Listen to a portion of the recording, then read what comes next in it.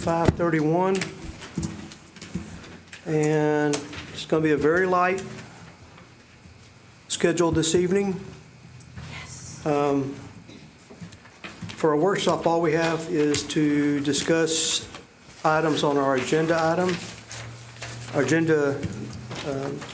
meeting. So if we start with regular agenda item number 1,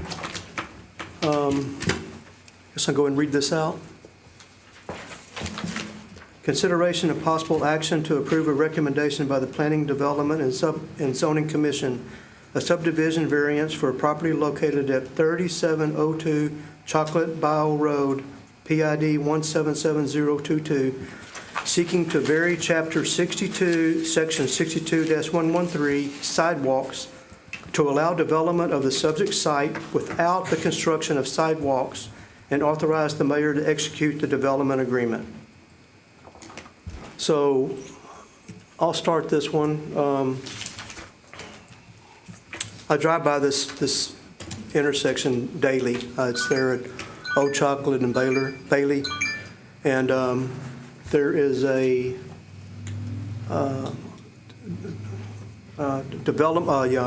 construction that's ongoing, the gas station and then a little shopping strip next to it. And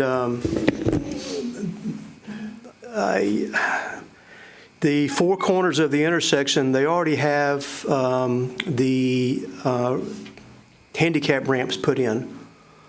Previously, I guess that's by county. I'm not sure. But so this is this particular developer is wanting a variance from putting sidewalks along Bailey. And honestly, I have a little bit of a issue with this. I know we have variances in the past on sidewalks and ditches and whatnot, but this being commercial, and it is a pretty long piece of property, a couple of 100 feet, I would say. But you know, at some point there will be a sidewalk put in, and put in by who? I think when the wheelchair or the handicap ramps are put in, at that time, they probably said, okay, when this piece of property gets developed, that development will put in the sidewalks. Well, that's where we are right now with this being developed. And they've already done quite a bit of building on this site. I think it's a little delayed in asking this request. And I don't know. I have a struggle with this one. I just wanted to ask council, what are your thoughts on this? Me? Sure, Keith. I have some of the same worries about this. Number one, I think there's a little bit of back history about this development. I may be wrong. Somebody correct me, but I think at the planning and zoning meeting the other night, there's a little history of the way the county kind of stepped in and gave them permission, and they never really contacted us before they started construction. Is that correct? Correct. So I don't know. I struggle with that. That's not the first time the county's kind of done that. And I don't know if that's the county's burden to tell them about going to the city, or their burden to know that they should come to the city. But so that's a problem. I know we hear all the time about, well, these are sidewalks to nowhere, but eventually they're going to be to somewhere. And right now, we don't have the mechanism, I don't think, in place to do what we've talked about, which is starting a sidewalk fund where somebody could put money in it if they don't want to build sidewalks, and then we could decide later down the line how to spend that money and where it's best used. I know that's a little complicated because most of the time you have to develop zones where you would spend that money in a certain zone so that you're using the money from the same area where it came from. But right now I'm kind of against this, just because I think we need to move forward with holding people accountable for putting the sidewalks in, or figure out a way to start a sidewalk fund, one of the two. Mm-hmm. Councilman Oplinger? Well, I'm still struggling. Oh, here we go. I got locked in. Well, when I read the data sheet and it said that construction had started before the plan reviews were completed, my first thought was, who's the architect and why did they let that happen? Right? I just totally disagree with somebody that, especially a development that big. I don't know. And if you start with if a variance is granted here, we will never ever be able to achieve. It's going to be hopscotch, and that's where I struggle with that. And I'd love to hear what the architect's thought was of why they did not check with the city on that and move forward with construction prior to everything being completed. That was my thought, and that's where I still stand on that. Thank you. Councilwoman Sarmiento? Well, I think everyone is aware that day one when I started on council, sidewalks, sidewalks, sidewalks. And so I agree. I can't get behind eliminating any sidewalks on any project, especially. We hold everyone to the standard, and it's part of, the bare minimum to build in Manvel. We get tricky when it comes to detention and pump detention and things that take from the value, but sidewalks are just something that I'm not willing to compromise on. And Councilman Garrett? This is like the entrance to our city in that portion of Pearland, and we want it to look nice. We have these standards in place for a reason, and I always think back to how we've held other businesses accountable for the same standards, and now we're being asked to change it for this one. Is there an alternative? What are they proposing goes there in place of it, just nothing? Or a shrub line, tree line, something?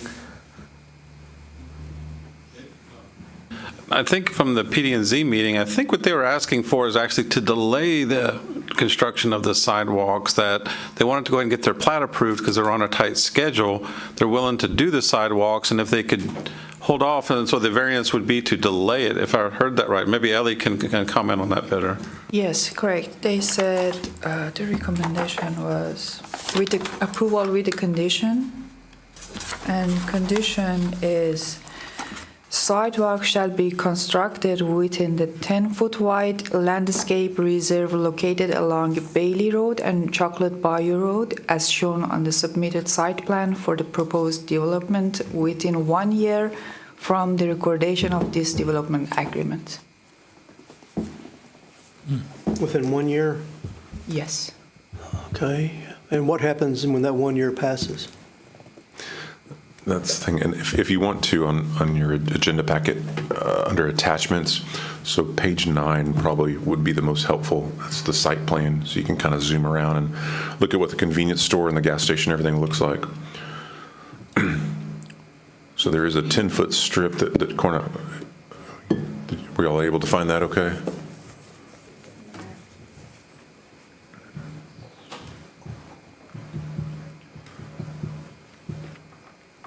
It's under attachments, right, Ellie?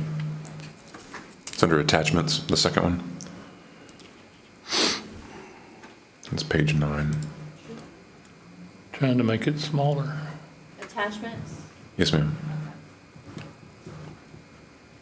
page 9. Yes, ma'am. Thank you. Makes it easier.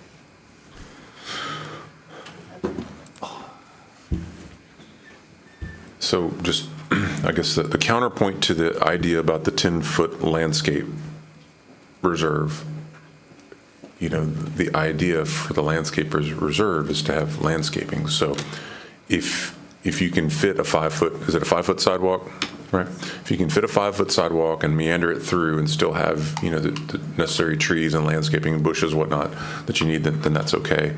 But I guess your question is, what happens if we get to that 1 year and then they haven't been done? What is our recourse, right? Yes.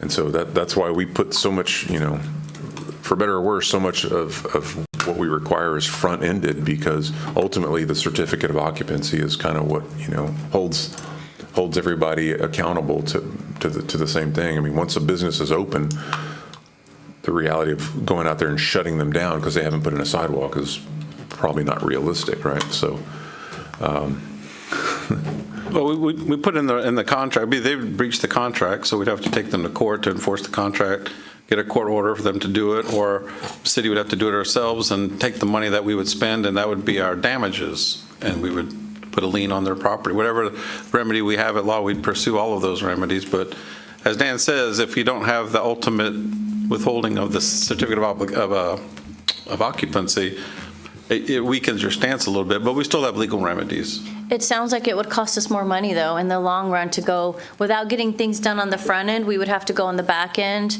and then it would make an uncomfortable situation to have to go after them, and then they're in a bad experience with the city. To me, it just sounds chaotic to do it that way. Can y'all remind me why they're asking for this? Like, is this whole project hinging on the fact that they're asking to move forward without sidewalks? That's what they represented at the PD&Z. They said they're ready to go. In fact, I think they've actually started before they were supposed to officially. And of course, the time is money. They've got the builder on site ready to go, and to postpone it would really set them back. And they said they're willing to do the sidewalk. That's not the problem, but if they don't get this variance to postpone that obligation. And council, if they don't like the 1 year, maybe do 6 months instead or something like that. What if we could hinge it on the issuance of the letter of, the occupation? The occupancy, the Yeah, CO, that's, certificate. like I said, this is all negotiable. You have to talk to the applicant, and I don't know if that's the applicant or if there's somebody else, but that would be something that council has available to them is, we have got the conditions recommended by PD&Z, but you don't have to take those conditions, you can make your own. What about other projects that have come before us like this, where they said they're ready to go, they've spent all this money, they're ready to go, but we need them to add this back into their plat before we give them the green light. So if we weigh that with what we've done with other businesses, how important is it that we do that? Obviously, the faster they're open, the more, tax dollars we're able to get. And, we want to be known for saying yes and not no, but this is, is it a safety issue at the end of the day if we say no? No. That was one thing I was going to bring up. There's already been 2 extremely dangerous accidents at that intersection. Yeah. And granted, they weren't due to walking, they were due to traffic. Speeding and. The existence is there. There's houses that are on the Pearland side of that street, and there's sidewalks on the Pearland side of the street. So I just think, I haven't heard from the applicant. I'd love to hear from the applicant about what is the reasoning about waiting versus going ahead and just doing it during the construction period. Sounds like a money thing, have everything redrawn, it's time. Time is money, especially when you're in, developing. We get that. But at the same time, for me, it's a safety issue as well. That's the biggest thing we've been fighting for, sidewalks.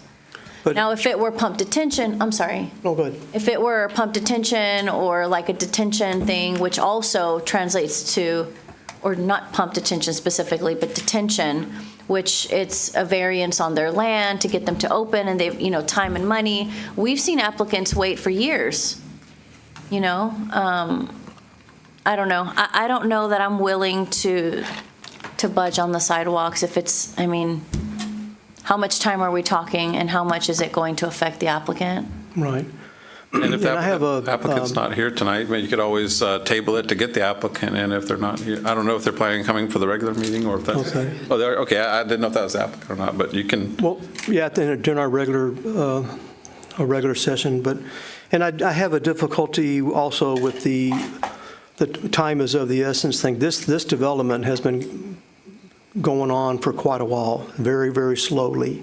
And I've seen some other convenience store situations like this that I don't know why it takes so long to put them in unless they're, working off of cash on hand or whatever. But this one has been under construction for quite a while.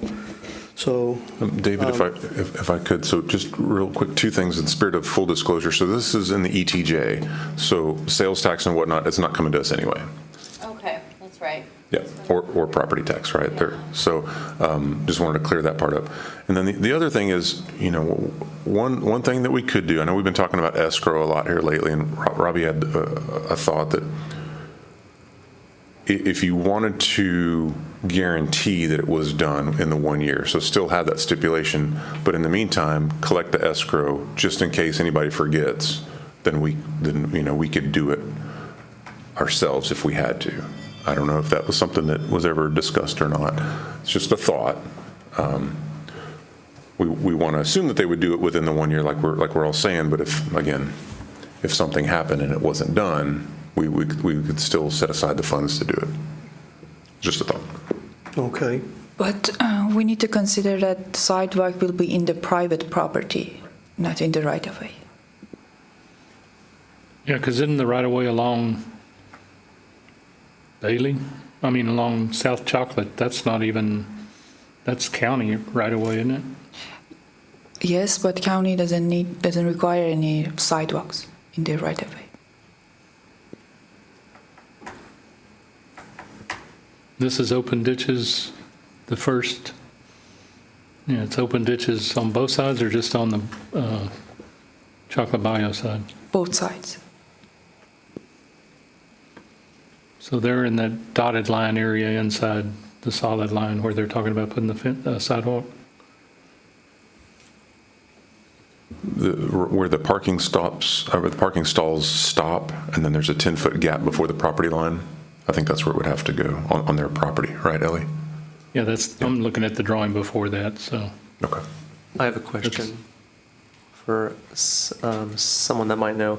There's a gas station just east of that. Did they have, I mean, they're in the ETJ as well. How does that look compared to this?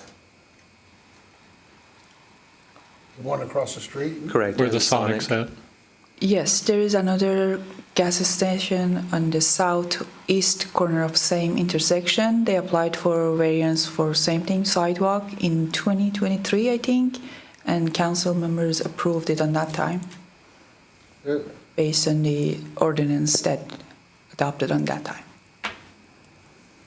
So the one across the street does not have a sidewalk. They were granted a variance Correct. by council because it's in the county and the ETJ.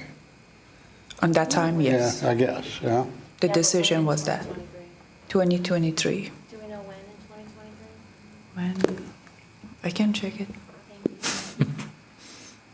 Only because I was new in 2023, so I want to know if I had a vote on that. Hopefully it was before May of '23. Hopefully, that's what we're leading on here. I don't remember approving that. But we may have.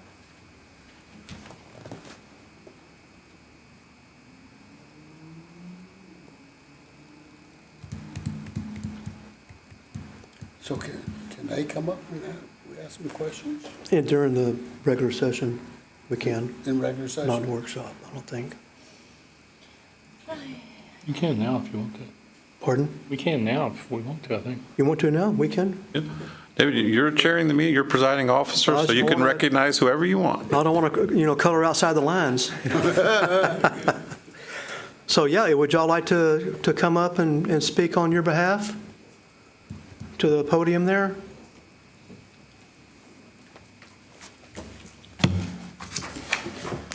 Could you give your name, please? Yes, sir. Good evening, Mayor, sir, council member, and city of staff. Okay. Manvel.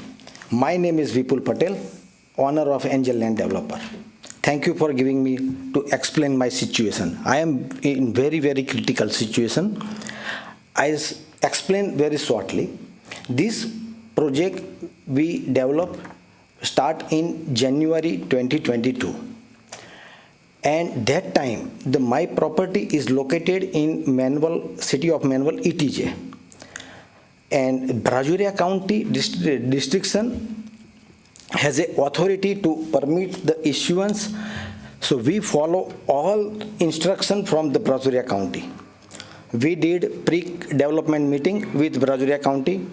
we receive drainage approval, fire marshal approval, we receive all the permits for construction permit, and then we start the work in March 2025.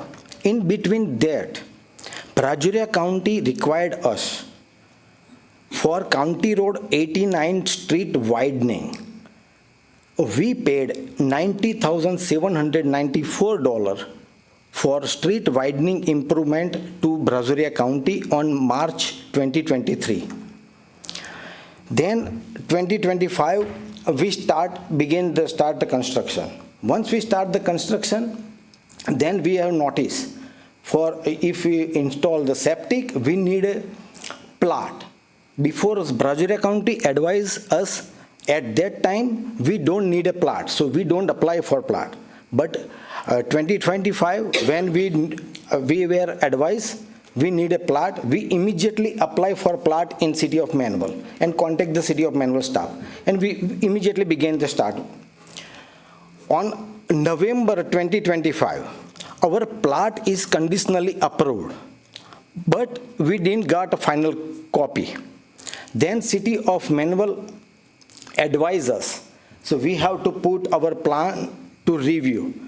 So November 10, 2025, I submit all my plan for review at City of Manvel office, and I paid $7,450 for review fees. And sidewalk requirements come with us on January 2026, last month. And same moment, we apply for variance. And my request is based on, we rely on good faith, reliance on prior Brazuria County approvals, and consistent consideration at the same intersection, precedent variance receive opposite gas station. So I respectfully request to all members, please help to us so we can move forward. Right now, our project is hold from last 2 months. And due to that, we have financial strain for interest cost, holding cost. I already spent money for street widening also. I don't opposite sidewalks, but my request is for timing and consideration. At the same intersection, another gas station receive a variance in similar condition. So that is my request, sir.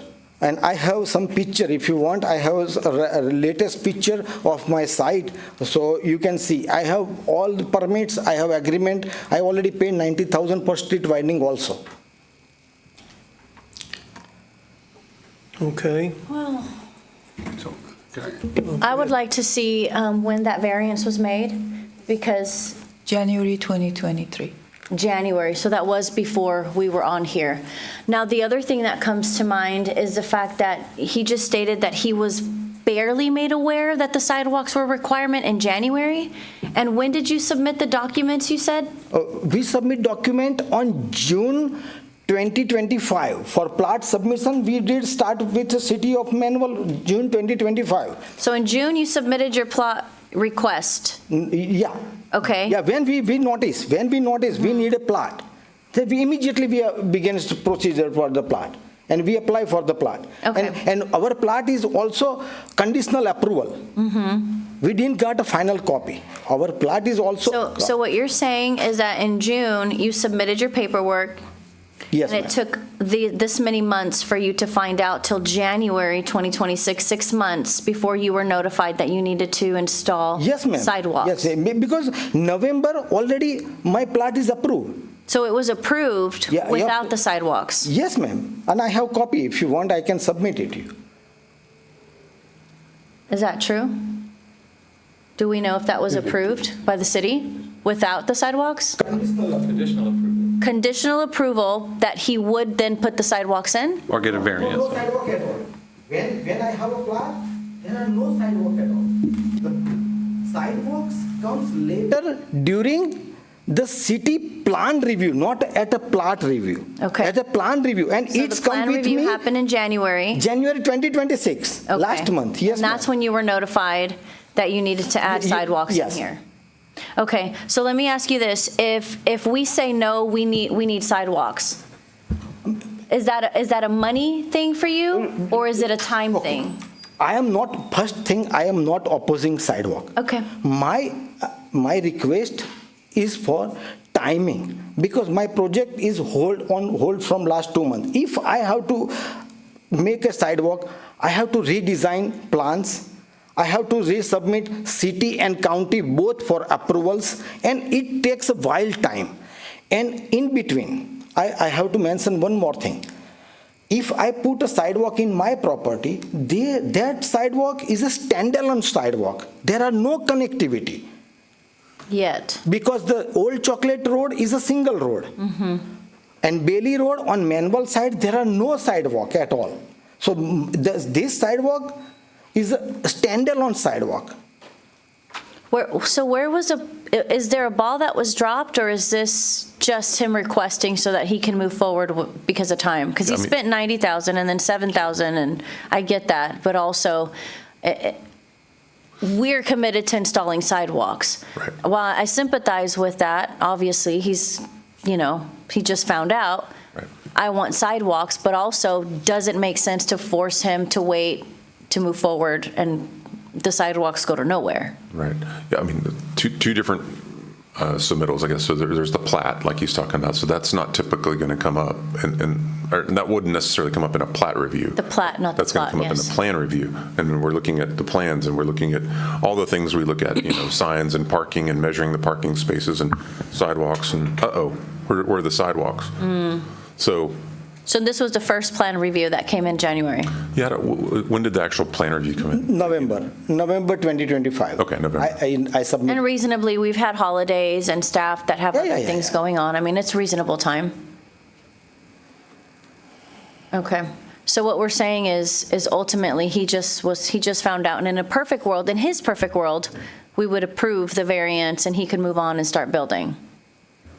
Yeah, I think if we had an assurance, even if it's a hand sketch on the site plan, something that shows where the sidewalk's going to go.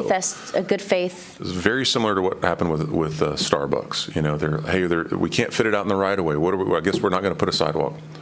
Well, that just means it's going to have to go on your property. And the best thing to do is figure out where it's going to go now, because once you've built, if you built all the way to the property line, well, then that ship has sailed. There's nowhere for it to go. So if you're planning for it, show where you're going to put it.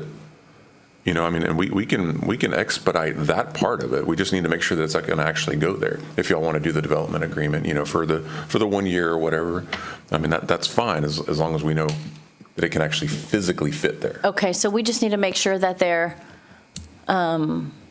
plans account for that square footage to be able to fit it in there at a later date, within a year. Yes. Yes, okay. Can you do that? I am not opposing, but my request is based on good faith and reliance on prior approvals from Brazoria County. And same intersection, they have another gas station, and they receive the variance. But you're saying you're not opposing sidewalks, but you're asking us to approve it without sidewalks. So which one is it? Is it with the sidewalks or without? Because, ma'am, my request is without a sidewalk. You are because, requesting it's without standalone sidewalks. sidewalk. Okay. This is standalone sidewalk. I just need clarification for what you are asking for, because you're saying you're not opposed to it. First, I am asking for without a sidewalk, please. That's what you're asking for? Please. Okay. Yes. I'm opposed to that variance 100%. Yeah. I'm not opposed to doing something. Yeah, let's go ahead and close this workshop, and we'll pick back up in Your microphone. give a few minutes breaks, and then we'll pick back up with a regular. We're going to start the regular session and Yeah, go into a the few minutes, regular we'll meeting, be- and then we'll call you back up during the agenda item. Sure, ma'am. Thank you very much. Thank you for your time. Thank you, Thank sir. you. Thank you. Break? Okay, Bio break. couple of minutes.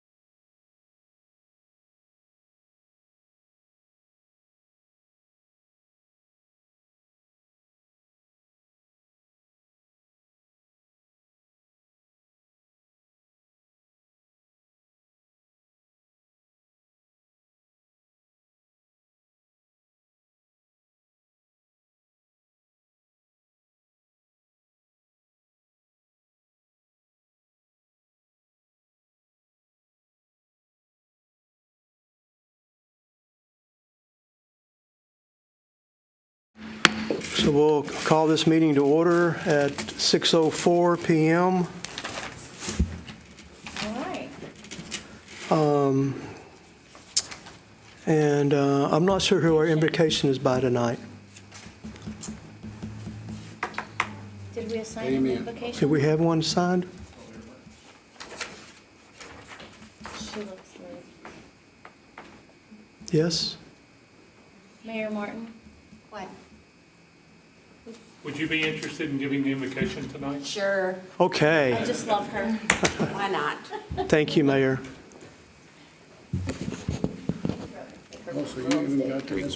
Thank you. It's always fun to pray to the Lord that He gives us His blessing, and I think we really need it tonight. Dear Lord, we ask you to indulge the council to make the right decision on a very delicate situation as who is telling the truth and who is not. It is not our place to judge, but to try to do what is best for our city. Please, Lord, send your blessings down so that this will happen. In Jesus Christ's name we pray. Amen. Thank you, Mayor Martin. Let me go ahead and say that obviously Mayor Davis is not here this evening, so I've been requested to step in his place. And we're kind of like flying an airplane without one motor tonight, but we're going to get through it. We've got some experience up here, though. So, and tonight we're going to have our inspirational reading by Councilman Garrett Rossi Knox. On the flag. Okay, so I have a little quote. This is from Mother Teresa. It says, "I alone cannot change the world, but I can cast a stone across the waters to create many ripples."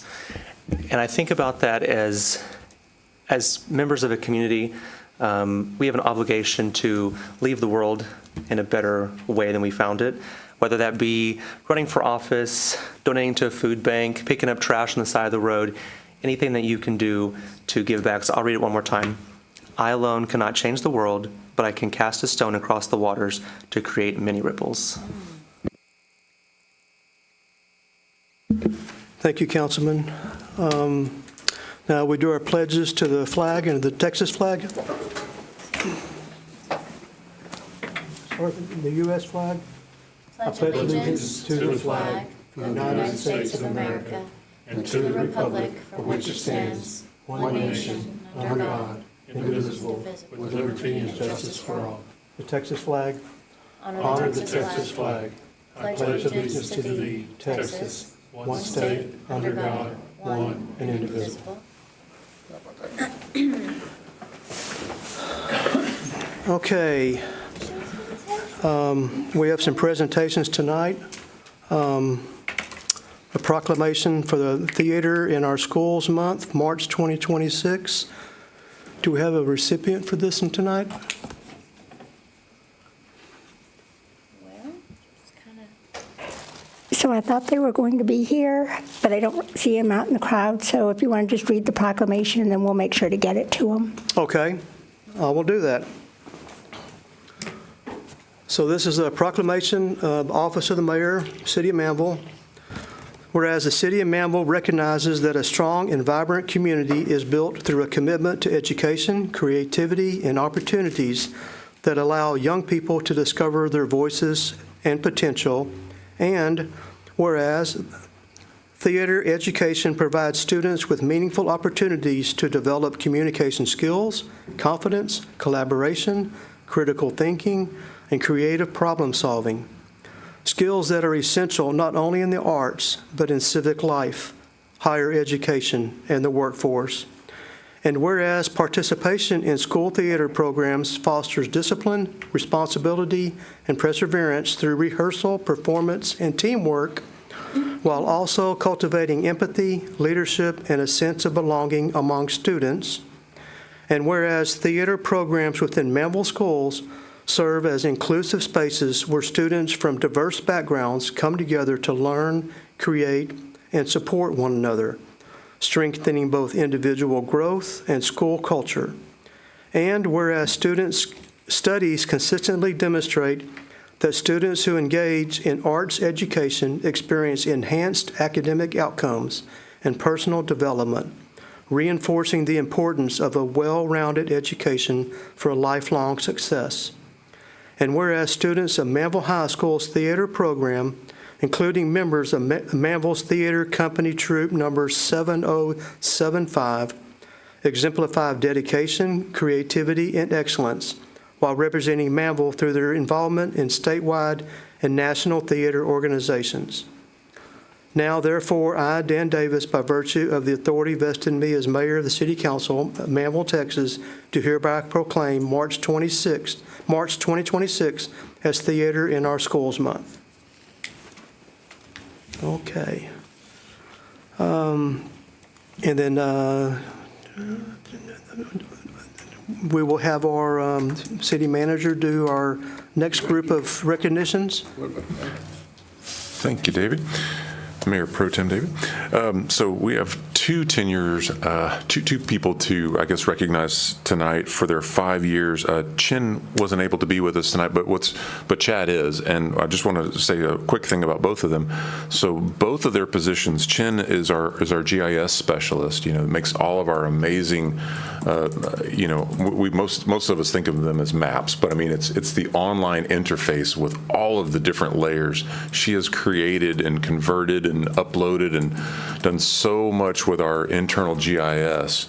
And she's the first person that we've ever had on staff. Up until Chin, that was done by a consulting group. So she's the first person to ever hold this title on staff. Same thing with Chad. Chad is the first person to ever hold the HR director or personnel director position on staff. And both of them are hitting their 5 years this month. Chad and I were talking earlier today that think about 5 years ago, and we're talking about COVID and all of the difficulties of trying to get around in life, let alone trying to hire people and prepare for, growth in a city. And so bringing Chad on when we did, and with his experience, was just an absolute, it still amazes me that how we hit that in perfect stride to bring him in before all of this started happening. And what did you say? We had 50 people or so when you first hired on? So when I started on February the 2nd of 21, we had 52 people on staff. And as of today, we're at 125, which once we have everyone, it'll bring that up to 131. Yeah, so 3 times more people. So thankfully, and for those that haven't had a chance to meet Chad, so his background is in much bigger organizations where they would hire and sadly fire, hundreds of people in any given week. And so he's very accustomed to that. Hadn't been with a city until us, but obviously he's had a lot of people help him. Bobby and Tammy have been a big help on getting him set up with the right folks over the years, and the relationships that he's made and everything. So anyway, I could go on for a while, but I just really wanted to say thank you both to Chin and to Chad. Can we do a photo op real quick where I actually give them, so when we hit our 5 year, we get this really nice plaque that I guess Tammy's group has designed. Did y'all come up with that? From scratch. They invented this. No other Exactly what I wanted to group in the world has this. Anyway, thank you, Chad, for all that you do for us, sir.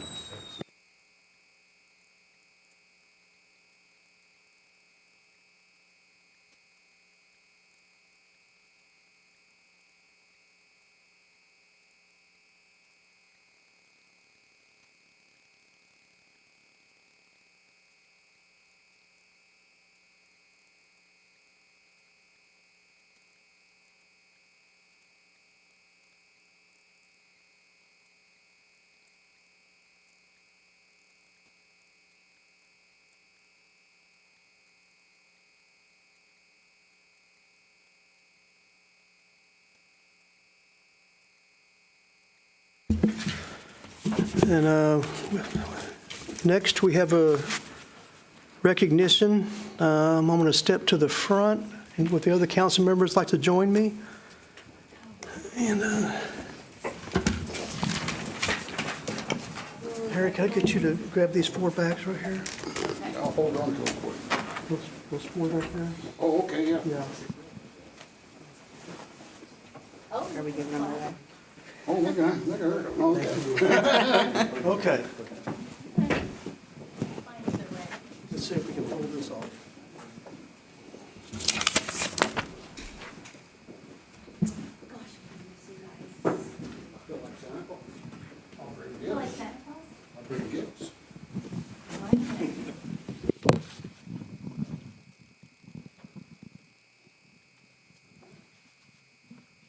Okay, if we could have Jacqueline Plans come to the front. So this is a very special occasion for me, being Mayor Pro Tem for the evening, and this is my daughter Jacqueline. So it worked out really interesting this evening. So Jacqueline worked for a company called Cyanco, and they were bought out by Orica. And a couple of months ago, we had a daughter and pop's phone call, and she was saying that they were shutting down the Houston office. They're relocating most of their business to Denver. And Jacqueline told me that it was a full office, a big office, and it was not used very much at all, maybe a year or so. And she's like, they're going to get rid of all this stuff. They're just going to, to a resale shop or e-waste all the electronics or whatever. I was like, wait a minute, hold the phone, hold on.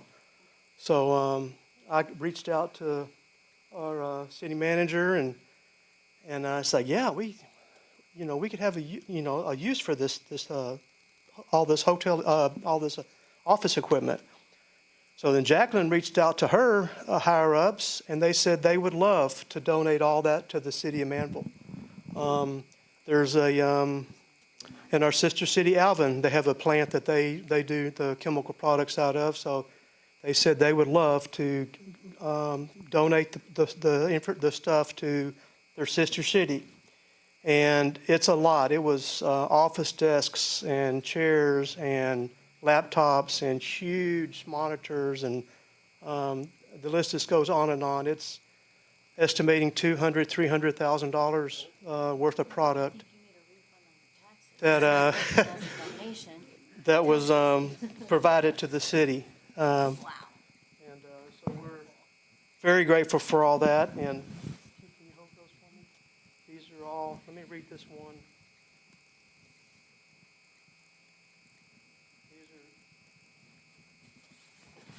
So, Jacqueline, this is from City of Manvel, Certificate of Recognition, Officer of the Mayor. This certificate of recognition is proudly presented to Orica and its representatives. You might have to help me on these names. V.J. Darcy, Jacqueline Lands, Rodrigo Sanchez, and Anu Vinayak. Okay. In grateful recognition of your generous donation of furniture and technology to the City of Manvel, your investment strengthens our ability to serve our residents, support our staff, and reflects a shared commitment to building a strong and connected community. Your partnership and dedication makes a lasting impact on the City of Manvel and exemplify the spirit of collaboration that moves our city forward. So I know part of the office furniture is already set up in our new police station, and I'm sure that we'll have some. This will be going to our new public works facility, and maybe some that's going out to our new city hall expansion. So I'm very pleased, I'm very proud, and very grateful. Thank you, Jacqueline. Do you have anything you want to say? No, I just want to say thanks to everybody. Dan, your team that helped coordinate. I know it was a bit of a pain in the butt there for a while to get the movers in and out, and I just appreciate the city's patience with all of it. Yes. Okay. Yeah, how about that? Let's get a picture. Super proud. Here. It's not every day people donate 200 grand worth of stuff to the city of Manvel.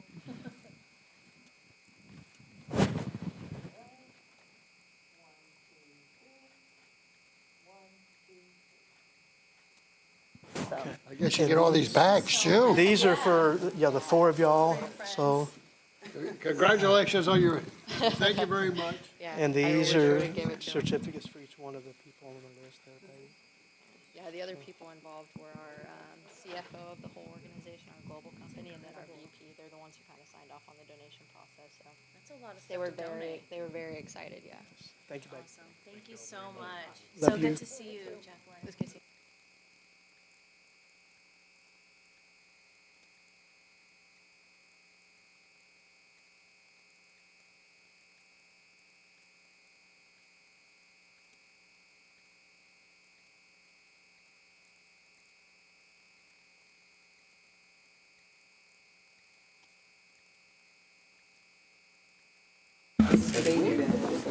Okay, let me grab my stuff here. Official counsel.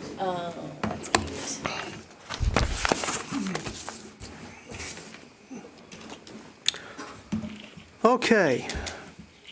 Now we'll move on to the public comment cards. Do we have any, Tammy? None tonight. Okay. And city manager update. Thank you again, sir. Thank you, council. As Chad mentioned, so we are at 125 employees right now, full-time employees, which means we have 6 vacancies. And so just to say those out loud, the 6 that we're looking for right now are 4 in the police department, and then 2 in development services. We're looking for an engineer to replace Matt that we lost to Brazoria County, and then we're looking for a GIS technician to help Chin out, and exactly what I was talking about earlier. So those are the only 6 positions open right now, which is exciting. A couple of updates I wanted to, or maybe things to remind you on your calendars. Let's see, BCCA is tomorrow at Jones Creek. Is that right? So if you're going, it's tomorrow. So don't forget. If you didn't sign up, it's too late. Too late. You're out. March 28th, that's Saturday. If you want to mark your calendars, it looks like that's going to be extravaganza. Are we set for sure at Croy Park now for that? Yep. Okay. So we're going to kind of feed off of what we did with the Fall Music Fest and have our extravaganza out there, which lots more room for the kids to run around and lots more eggs. Tammy, remind me how many eggs we had last year and how many we're going to have this year? So we had almost 15,000 last year, and we should have around 25,000 this year. Anyone wants to fill in? Anybody want to stuff them? They don't all come pre-stuffed, so that's a lot of work. Yeah, for sure. And then speaking of the Fall Music Fest, so right now we are penciling in October 24th as that date. So not in November, so we don't hit opening weekend of deer season. We don't hit Councilman Land's event that's usually right around Veterans Day. So we're thinking October 24th. We need to obviously do some planning on that project. But anyway, those are the big ones coming up. And then in the consent agenda, I just wanted to, no, that's not true. Later on in your regular agenda, there are 2 things in item 5 and 6 that we're going to talk about. And I wanted to draw your attention to those right now because if you recall when we went through the budget process, there were 131 full-time employees, like I mentioned, and then there were 35 supplemental items that we had outlined, and all of the different things from zero-turn mowers and new patrol cars, the TMRS, updated service credit, all of those different things. There are only 4 things left out of that group of 35 things. One of them is about to be completed. It's the upgrading of the cameras and whatnot, the room over here, the live stream room. The other one was Rosie's mail folding machine. She's working on that contract now. And then the last 2 were the coatings at our ground storage tanks, the one behind Manvel High School and then the one on School Road. So if y'all approve those replacements tonight, we were going to do a repair. It looks like it needs to be a replacement set. If y'all approve those tonight, then we'll have all of our supplemental items completed tonight. So that's a pretty exciting thing considering we're not to the halfway point yet of this fiscal year. But I wanted you to know that we said that those things were important. We acted on them quickly, and that's been across the board. All of our directors have really been diligent about jumping on those things and getting them knocked out. So that's all I had, sir.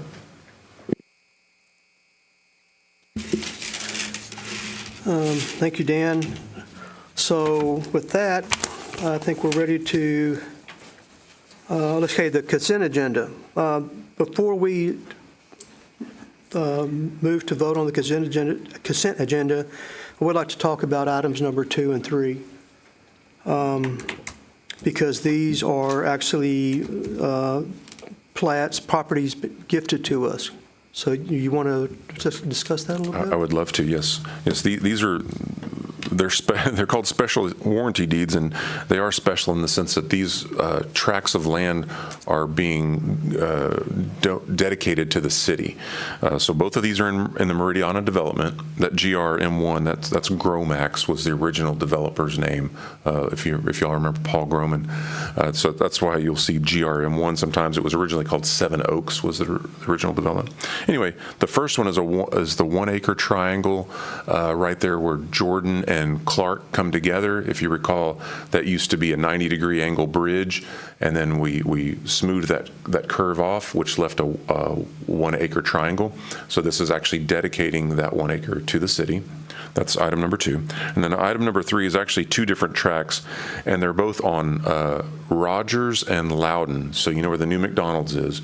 Immediately south of that, east of Meridiana Parkway, west of Church of the Harvest, there's a 1 acre tract and a ½ acre tract that they're dedicating to us. And we'll have to put our collective heads together to see what we want. The 2 tracks aren't contiguous. There's another piece of property that's between the 2 of those.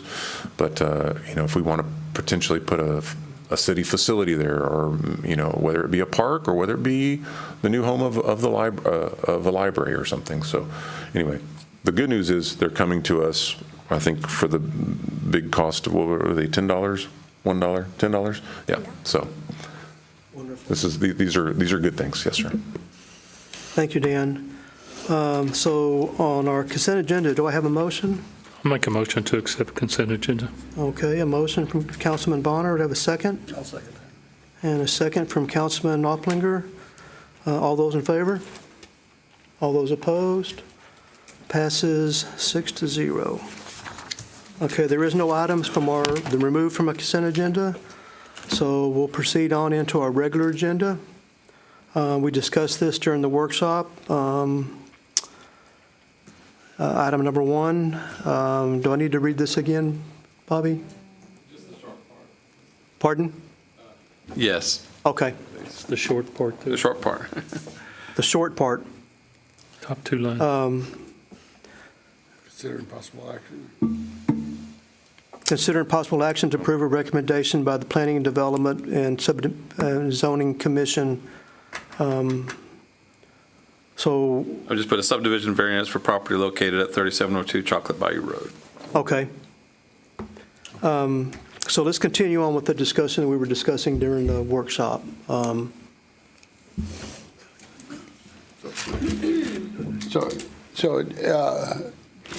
I guess where we kind of last left off, my question is, are they willing to put up an escrow for sidewalks or not? That was an idea. Was that part of the discussion so they can move forward? We discussed that, and we said that because property is located in ETJ adjacent to the right-of-way that owned with county, screwing fund to the city, I don't think it's an option. No, I wouldn't recommend it to me. Potential issues. Maybe that's not appropriate for this particular one. That's a great point, Ellie. So it's not, That's what I was asking about earlier when I said I knew there was some issue in PD&Z when they talked about that.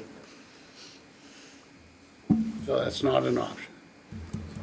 So it's either a variance or not. It's one or the other. Okay. Well, I'm a little confused on how the whole development transpired without actually having the city sign off ahead of time.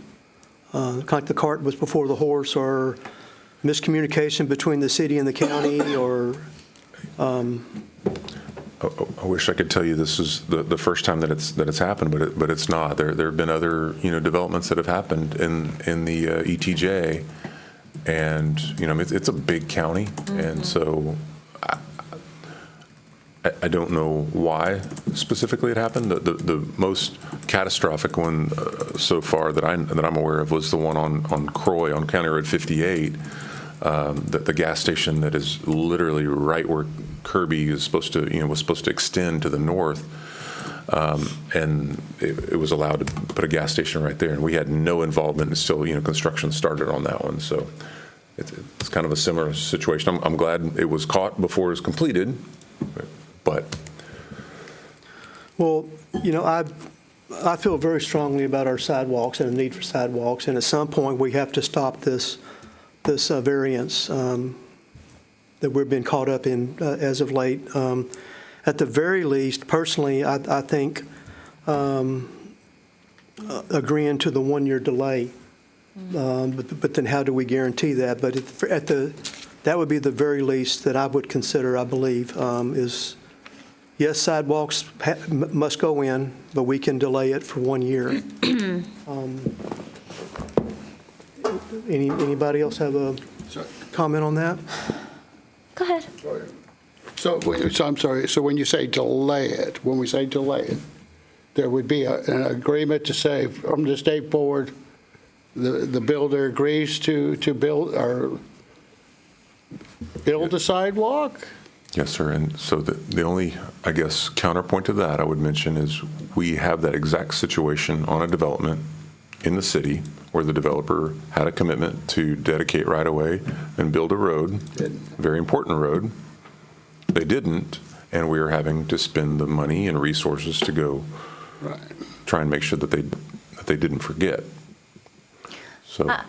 If it's okay, I'd like to just basically say, I really empathize with them. I know how frustrating it can be submitting plans and such and then finding out. But really and truly, they just submitted them in November, right? Their plans. And so here we are 2 months in. I mean, they've been at this since 2022, but they haven't come to us with plans until November. So I feel strongly that we need to make sure that that's part of it. I'm not going to renege on that. I kind of feel the same way. And also, all the mentions previously about the funds that have been expended, those are funds that would have been expended anyway. The $90,000 for the road, that's counties doing there. The $7,000 would have been, that's the normal fee, I assume, for doing the plot. So I don't understand how the city's responsible for all of the delay here at all. So that's kind of where I stand on this.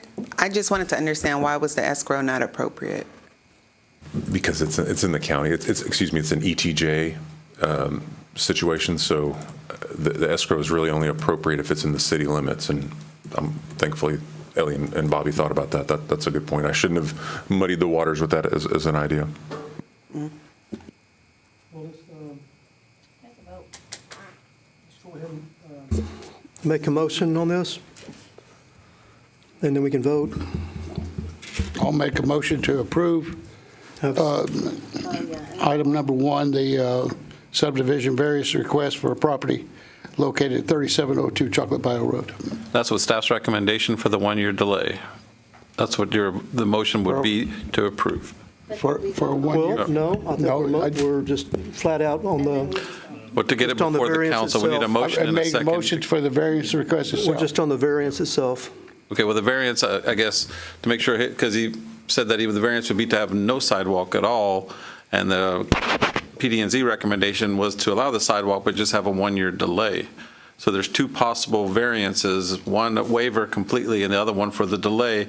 And from what I'm sounding like, council was in favor of the 1-year delay for a vote anyway, but not in favor of the vote for to waive the sidewalk completely. No. Okay, so let's go back to, so that kind of is within the escrow frame of mind. So we could have a 1-year delay, right, is what you're saying, and the builder, you've agreed, you said you could do a 1-year delay and we'll build a sidewalk within 1 year?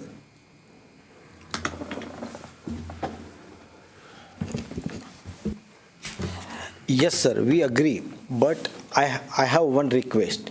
Please approve my plots so my project can go forward. Because without plot, I cannot go for electricity, I cannot go for septic. So right now, I am stuck for the plot. So with a condition, please approve my plot also. Okay, we're not going to approve the plat here tonight, though.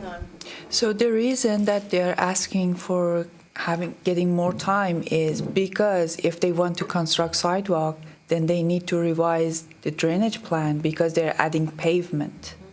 And they need to send the revised drainage plan to drainage district to get approval.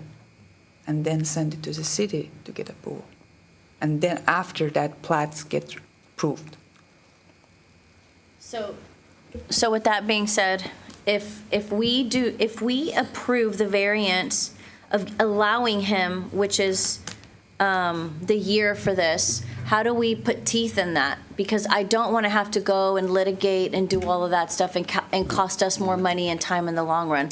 How can we make sure that that's clean cut? We move forward with giving him that year, and whatever he needs to do between the city and the drainage district, that's beyond him. All we're doing is accepting the fact that he's requesting an additional year to be able to build that sidewalk in. Well, like I said earlier, our remedy is what's in the contract, which would be specific performance or some sort of damages. You know, we don't have the step or withholding certain things to make sure that happens because the plat would go through. He would, start the things that he needed to do, revisions that might need to happen. Those would allow it to go on with that agreement in place. And at the end of the year, if they're in violation of the agreement, in default, we would have to rely on all the legal remedies that are available to us, which would probably be specific performance, which would be getting a court order to compel them to do what they said they were supposed to So where's our vulnerability? Is that? This The is the vulnerability is if they don't do it, then like Dan said, then we have to go get on the offensive and go pursue the default. And the alternative to that would be we deny this request and he just comes back with us with a new He plan builds the that includes it. sidewalks. Correct. Okay. But it sounds to me like he's asking either or, because even if we say, okay, give him a 1-year delay, he still has to go back. Either way. And revise the drawings, go back through the flood control and everything else. He's still doing that, planning a year from now, the sidewalk. So that, I think that's what he's trying to get away from, is all that engineering rework and going to the, so it sells, do the sidewalks or don't do the sidewalks. That seems to be the big thing, not necessarily the 1-year delay, because there's a lot of work that has to be done, behind the scenes. If it's sidewalks now or sidewalks a year from now, he still has to do all the work. Yeah, I agree. So it's, do we require the sidewalks or not? So how do we read the motion if we want to require the sidewalks? Do we read the motion and then take a vote and then we vote? Correct. You get a motion in a second to get it before the council on the table. Okay. And then you can vote against it or for it, however right. you choose. But that has to come before the council with the motion in a Right, second. as the way it is written, yeah. Yeah, okay. Okay, so, We have to make a motion. and then The we way vote it on it, is, and then you- yes or no, Then yeah, you decide yes or no on the way it's written. yeah. Yeah. So this is a motion to approve the requested variance. I need a first and a second. And that's just to then we'll get it vote on into motion and then Yeah. we vote. Then we yea vote or yes nay. or no. Okay, so I'll make a motion to approve the various requests for the property located at 3702 Chocolate Bile Road. I'll second that. Okay, Councilman Garrett Ross has a second, okay. All those in favor? All those opposed? Okay. Motion does not pass. So agenda item number 1 fails 0 to 6. 0 to 6. So you will need to redo your drawings, unfortunately, and show the required sidewalks on them. I do, sir, I do. But my request is, if I go for redesign the plan and everything, it's take a lot, too much time. For I have to go county and city both. So in between, if you It's done. approve my plot, I can move forward for my project, because otherwise my project is on frozen. Okay, well, I believe with this voting on here, I think the next step would be for you to go back to our planning and zoning again and have another meeting with them on the next step forward. Okay. Because that's out of our control right here on that. So, What is next step for me? Have a meeting set up with our planning and zoning department or our engineer. Would that city be Joe's? Yeah. So come back in and sit down with him about the next steps involved. Okay. Okay? Okay. Thank you, sir. Thank you for your time. Thank you. Okay, item number 2, consideration and possible action to approve Resolution 26-R-12, a resolution of the City Council of the City of Manvel, Texas, confirming the release of property located at 4227 Old Chocolate Bowl being a 20-acre tract of land, more or less, being lots 7 and 16 of the Allison Ritchie Gulf Coast Home Company subdivision of Section 23 HT and BRR Company Survey, Abstract 290, Brazoria County, Texas, releasing from the City of Manvel's extraterrestrial territorial jurisdiction, directing the city secretary to provide notice to Brazoria County and the Brazoria County Appraisal District of said release of the City of Manvel's ETJ. So I've read the documents on this, and from what I see, that the request here, they've, as I said, they've crossed all the Ts, they dotted all the Is, and according to the new laws of the Texas, if they conform to all these things, then we have to release the land from the ETJ. Is that correct, Bobby? Correct, David. Then this is not a disannexation. This is not in the city limits, that somebody who's paying taxes. This is someone that's in the county in our ETJ, which is the area, the kind of the buffer area around the city limits that can be up to a mile, depending on the size of the city. With the size of the city we are, it can be up to a mile around the city, or until it bumps up against another city's ETJ. So it can vary. But this particular applicant is making use of a new state law that allows them to unilaterally petition to be outside of the city's ETJ and be totally in the county, not the ETJ of the city in the county, but totally in the county. That's kind of the joking way that we kind of refer to this.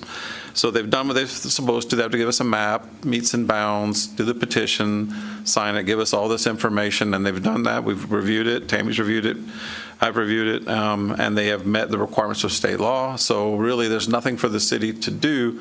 But most cities have done a resolution to kind of confirm it, make a record of it, and direct the city secretary to tell the county and an appraisal district that this has happened and update our ETJ maps. So this is kind of like the official recognition. There's really nothing we can do. It's going to happen anyway, and we recommend this resolution as just a nice, tidy way to have this in our record and to make sure the map gets updated. That's all. Okay. Very good, Bobby. Easy peasy. So do I have a motion on this item? Can I ask one question quickly, Bobby? Does this new law affect all parcels in the ETJ, no matter what size they are?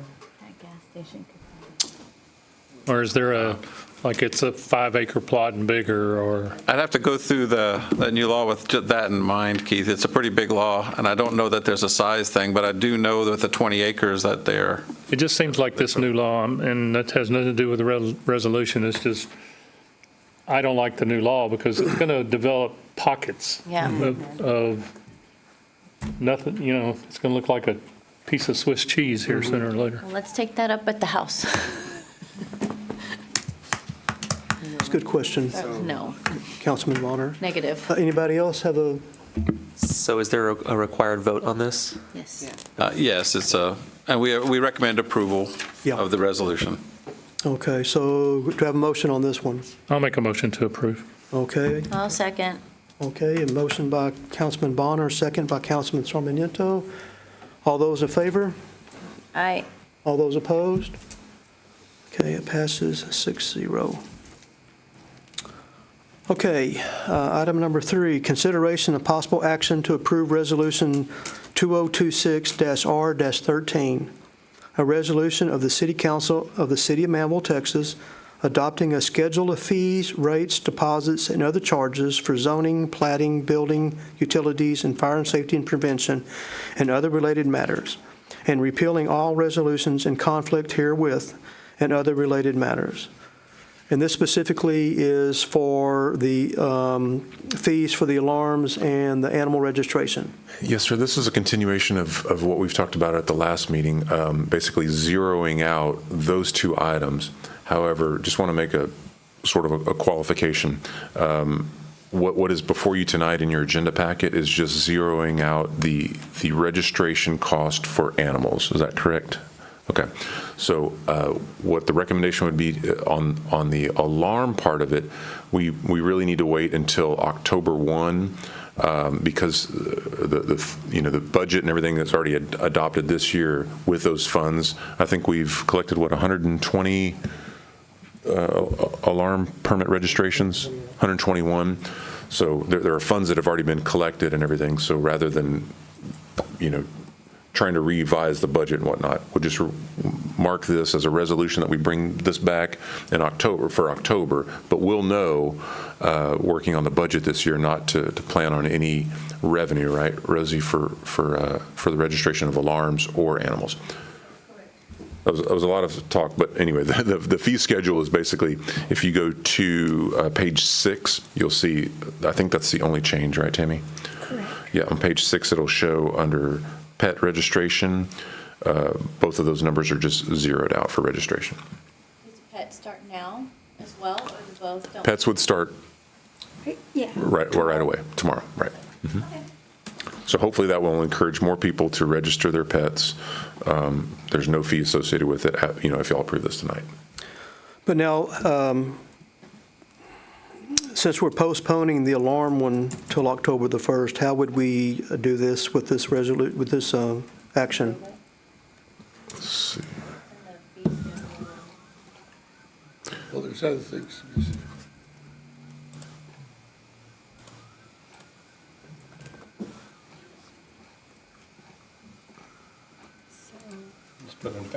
I mean, could we pass it as is tonight, but where is it written that it's to October 1st for the alarms? So in the resolution, it is not. So what's going to happen is this resolution is just specific to the animal cost. Okay. And then the last meeting in September, which is like September 28th or 27th, at that meeting, we've got it in the folder already for y'all to address the other portion, which would be the burglar alarms and the fire alarm fees. So we'll have it back on your agenda in September. So Okay. it'll technically be a separate resolution. Okay, so tonight is just for the animals. Yes, sir. Does anybody ever come in the time frame between now and October to do an alarm fee? And it's prorated, I'm assuming, for the, Not many. I mean, I think we had budgeted $8,000 for the year, and we've collected $6,000 of that $8,000. So that there aren't too many left, but there are a few.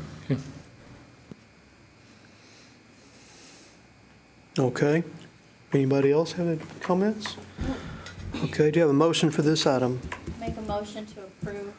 Okay, second from Councilman Opplinger, okay. And that was a motion from Councilwoman Sarmiento. Okay, all those in favor? All those opposed? Okay, 6-0. Okay, item number 4, consideration and possible action to approve Resolution 2026-R-14, a resolution amending Resolution 2025-R-16, approving the master plan of the Primrose development of subdivision of 175.5 acres out of the HT and BR&R County Survey, Section 71A-291, located in Brazoria County, MUD 47. This is the amendment to resolution for Primrose Master Plan. I'm sure that you remember that they applied for Primrose Master Plan Amendment, which number 1, which approved in November 2025 with conditions. They addressed the conditions, and the most significant item was subdivision variance, which approved with conditions. One of the conditions for the subdivision variance was escrow fund. The cost estimate has been negotiated and I think it's under review by city engineer for approval. To move forward with plat submittals and review, an amendment to the original resolution is required. And this item is for amending the resolution that approved for Primrose Master Plan. What was the last, you said there was one thing. The fund for the subdivision variance, or the question is about cost estimate? I'm just asking, what was the fund for? For the subdivision variance. There's a right-of-way along Section 1 to one of the detentions and future Section 6 Okay. in the Primrose that they applied for subdivision variance to not construct road and sidewalks, I remember that now. which approved with conditions. One of the conditions in that subdivision variance is escrowing fund instead of constructing that.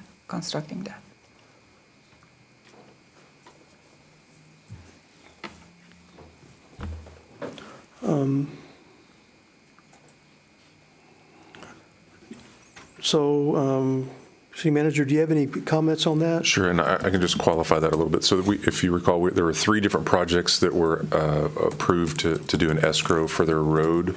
And so we applied the same process, the same dollar figure, a dollar amount per linear foot. And then we built in 5% annual interest for 10 years. And what that number calculated out to be, that's what one of them was, the other 2 have already are in the process of complying with that, getting us the escrow check, if you will. And this is the 3rd one. We had a meeting with them last week, went through the same process, the same dollar figure and everything. And so we don't have the check in hand, but that's what they're doing. So we'll have to get that before we go to the next step. But this particular thing tonight was just the amendment to their plan. Ellie's got a pretty good data sheet there of all the nuances of change. The number of lots is actually down a little bit. It was 416, now it's down to 413, but anyway. And this also reflects the shifting of On their Kirby? plan, it does, yes, sir. Yep. To align more along Their eastern boundary, yes. right. Okay. Yeah, if you look at let's see, in the packet, we've got both of them, what it looked like before and what it looks like now.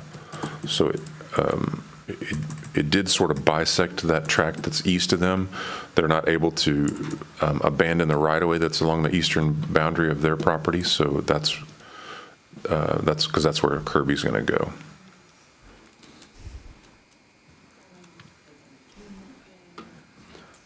Okay. So for more clarification, we usually, for big developments, same as Meridiana, Valencia, when they do master plan amendment, they have POD amendment as well. But since for this development we don't have any DA or POD, then we have resolution. And after master plan amendment, resolution needs to be amended.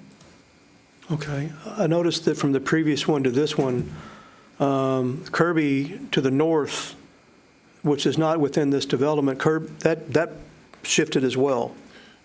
So we have the ability to move that as will up there? Yes, sir. The development that was going to happen to the north has gone, was called Yanni Palms and then Manvel Palms, and it's inactive right now. So they were just, that part's not been constructed anyway, so it can shift to the west. Okay. Yes, sir.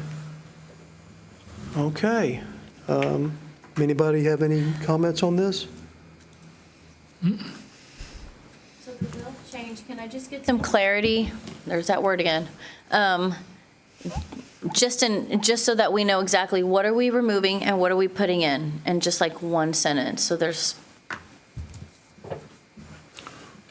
or two sentences. We are adding subdivision variance to not construct a road and sidewalk on the right-of-way along some To section. not construct the Road and sidewalk or, sidewalk it's a subdivision variance approved with, one of the conditions is escrowing fund. So this is a resolution amendment to add that subdivision variance. So to we're the basically resolution. allowing them to escrow funds for the future building of those sidewalks. You already approved it. Okay. You already approved that. And to help them moving forward to submit plats, we need to amend the resolution to include this subdivision variance. Gotcha. Just let me try. I just want it easy so that when people are watching this, Okay. they don't, it sounds convoluted. It's easy, it's, here's what Because they had a we're doing, here's what we're approving. Because they had their variance approved, their master plan's going to look different. Their layout's going to look a little different, very slight. But that's what we're approving is this new layout for their master plan. Because of the variance, that's it. It's easy. Thank you. It sounds complicated, but then when you simplify it like that, it's, Okay, I'll make a motion to approve. okay, motion to approve. Okay, and second from Roby Robinson, Councilwoman Roby. Do you, okay, all in favor? All opposed? 6-0. Okay, item number 5, consideration of possible action to approve ordinance 2026-0-08, an ordinance amending ordinance number 2025-0-28, amending the city fiscal year budget 2026, ending September 30th, 2026, by amending the budget to recognize the emergency expense for demolition and replacement of GST tanks at the water plant. The budget officer to file or cause to be filed a copy of the amended budget within the city secretary and with the office of the Brazoria County Clerk, and providing this ordinance shall become effective from and after its passage and adoption. You want to lump this into with 6 as well? So in 6 is consideration of possible action to ratify and confirm procurement for critical water plant repairs pursuant of Texas Local Government Code 252.022A2. So this is our storage tanks that they have seen better days. Yes, sir. The GST is ground storage tanks, so not to be confused with an EST, or elevated storage tank, or water tower. So as I mentioned earlier, when I was talking about our budget and the supplemental requests that we had, 2 of them were, one was for $120,000 for the interior coating of the ground storage tanks at Maverick, which is behind the high school. The other one was $150,000 for the interior coating of the school road water tanks. And so as it progressed, time to actually go do the work, when we're looking at these tanks, and the contractor, and along with Ernie, who's here tonight, if you'll have any specific questions, they're looking at them and looking at, these are galvanized tanks. And they're to the point now, once you look on the inside of these, it makes more sense to go ahead and replace the tanks.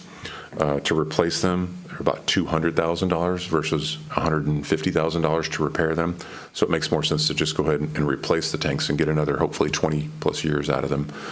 So we have the funds available to do it. We're still to the good on the overall supplemental items. And that's why we combine these together. But if you have any specific questions, hopefully that makes sense. I mean, it's literally just, we're asking to go ahead and replace these tanks instead of repair them. So where would we scrap the old ones? Cameron, Probably Cameron's, yeah. And I mean, they're water, so they don't pose an environmental risk, I don't Right. think, so. I'm in favor of this. This is 85% is what the percentage of the new tanks versus the repair. Absolutely. I would hope we have like about a 60% cutoff on any repairs. That's pretty much a general rule. If you're going to spend 60%, go new. So this will last us another 30 years if we put new ones in.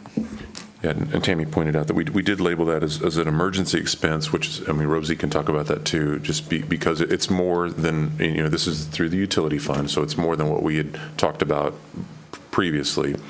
But if we wait on this, then, what we don't want to do is lose these ground storage tanks, because even though, yes, we have 1 million gallons of elevated storage, these are the local ground storage tanks that are very, very important. That's where our booster pumps get their water from. So just wanted to point that out. And just to clarify, this is not coming out of the general fund. This is money set aside in the utility fund and, That is correct. It is coming out of the utility fund okay, revenues. very good. Anyone else have comments? No? Okay, can I have a motion on this one? Make a For these motion, two, 5 and 6? make a motion to approve 5 and 6, consideration and possible action for Okay, ordinance. thank you, 26. Councilwoman Sarmiento. Have a second? Sorry, A second from Councilman Bonner. Okay, all those in favor? All those opposed? Okay, motion passes 6-0. better than Sargento. I got work to do. I get called Sargento, Okay. I get called Sacramento. So it's not on here, but do we have any, we're closing the meeting, do we have any council member comments or? Okay. I just want to say a little, that is for our city staff. They're doing a great job on the roads. Can we get some kind of like a little update from city manager or Robbie about the roads and how they're coming and how many we have to go? Yeah, so actually right now we're working on Old Chocolate Bayou, and we should be done with that by the end of this week. And then we will be moving to Scope Hill. Scope Hill Road will be our last road, and we will be wrapping this project up. They look very good. All the guys are respectful because they have to turn down the roads, you know. And I know we're getting a lot of complaints and everything, but what Hayden's going to do, they're going to come back once they finish all the roads, and they're going to fix any defect that we have. So. Very good. One Sure. question. I'm getting used to not being able to turn right here. Every time I come, subconsciously, I'm like, ah. But I am so thrilled because when I'm gone here in May, I will know that we are building this park. And my heart is elated, just elated with that. So any update on that? I mean, they are moving very quickly. I mean, they've only been at it for, what, 2 weeks, Robbie? And I mean, you know, the old road is ripped up immediately. The spot where the pond's going to go is holding water already, I noticed. So, I mean, they're getting after it. Very exciting. I think it's first phase is supposed to be done this summer, right? Early summer, which will allow the parking over on that side of the building, especially whenever court's in session, and, you know, open that road back up. That's sort of the first phase so that staff can start parking out there. And then they'll cordon off, that whole fence situation will change and it'll cordon off the parking lot between the two buildings right here. And that's when they'll start working on the building. So altogether, it's just a pinch over a year, right? Yes, sir. Oh, boy. Dan, is there any updates you can share with us on our BCS agreement? Any movement on that to break ground? More ceremonial type Okay. updates, but the public, that would need to be on an agenda because that's something the public might would want to know. I'm sorry. Okay, and on the Old Chocolate, it looks like to me they may be finished with that thing tomorrow. I mean, I was really surprised how much they put down today. It's a small section right close to our house that's left to do, and then on our park, Heritage Park we have back here, I know I was speaking to Colleen at the last farmer's market, and she just kind of hinted around the idea how great it would be that if we had a grand opening on that park, if it was in line with the first Saturday of a month, whatever month, and we do a groundbreaking for both the park and, because she's eager to get back on this side of town with her farmer's market. And I think combining the two in one event would be a boost for the farmer's market, and it'd be a great event opener for the park. Just food for thought. So with that, I will adjourn the meting at 7:03 We have to make a p.m. motion, right? Make a motion? Motion to adjourn, okay. Do I have a motion to adjourn? I'll make a motion. Sure. Okay. Councilman Opplinger, a second? Second. Councilwoman Sarmiento. Okay. Approved All in favor? and closed. All in favor?